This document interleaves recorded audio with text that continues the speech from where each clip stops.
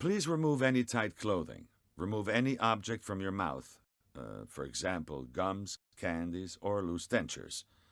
It is preferable to perform the test in a seated upright position.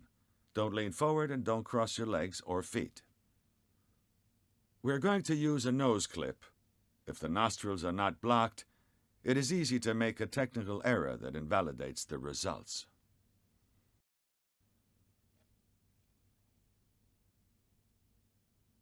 Hold the spirometer with both hands.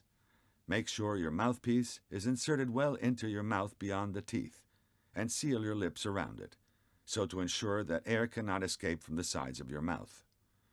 Keep your fingers away from the other end of the turbine, so that you do not block the air. Take a deep breath in, then blow into the mouthpiece hard and as fast as you can. Pretend you are blowing up the candles on your birthday cake. Keep going. Keep going, keep going. Try to keep blowing for at least 6 seconds. At the end, take another deep breath in. Try not to cough, but if it happens, try again.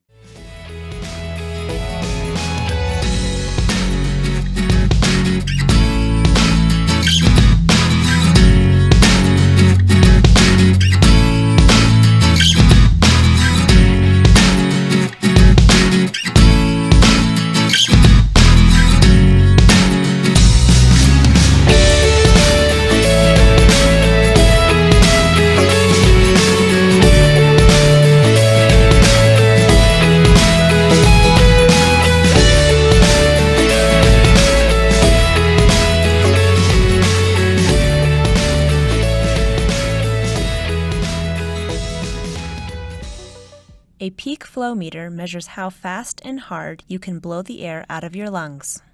Before each use, make sure the sliding marker is at the bottom of the numbered scale. Stand or sit up straight with your chin slightly lifted and look straight ahead. Keep this position for the entire time. Blow out and empty your lungs as much as possible. Breathe in deeply to completely fill your lungs with air. Put the mouthpiece between your teeth and close your lips tightly. Do not put your tongue on the mouthpiece. Blow out as hard and fast as you can through the mouthpiece. The sliding marker will move up the scale. Look at the number on the meter to see where the marker stopped. Repeat the steps and measure your peak flow 3 times.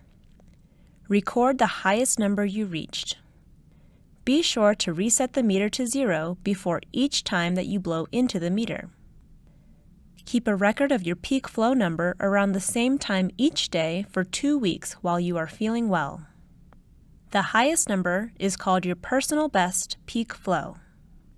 Your asthma action plan will use your peak flow numbers and give instructions on how to treat your asthma based on your symptoms and peak flows.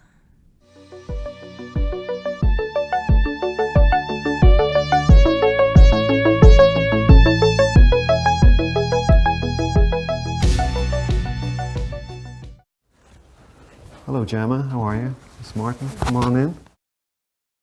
Gemma, I need to have a listen to your chest. Would you mind coming around here, please? Nice deep breaths in and out. Very good.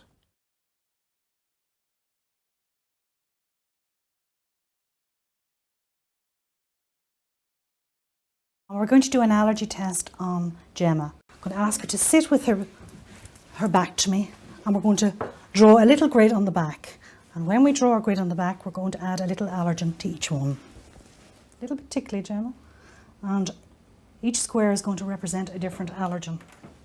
And these are little allergens that are diluted.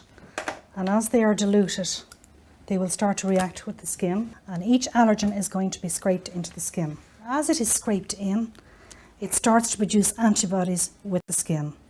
And as it produces antibodies with the skin, a number of chemicals are released from the cell, the main one being leukotriene and histamine. And it is histamine that we are going to be concerned about. Now we are doing the dust mite, grass pollen, tree pollen, various different moulds, cat and dog.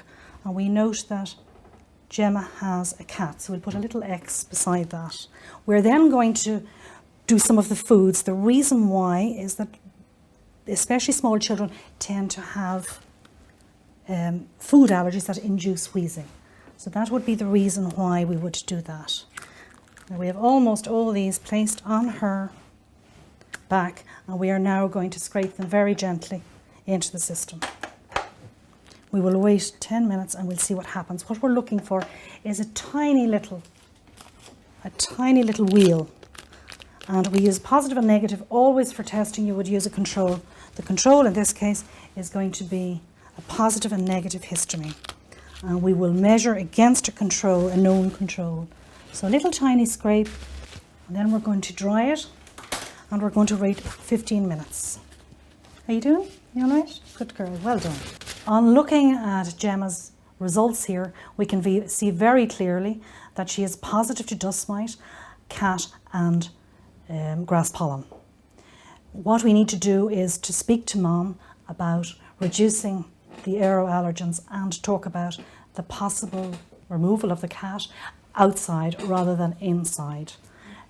Dust mite is very, very easy to minimise exposure by getting anti-dust mite bedding, by decluttering the room, by damp dusting, various different techniques for getting a room clean, because what is happening is the dust mite is causing the airways to tighten.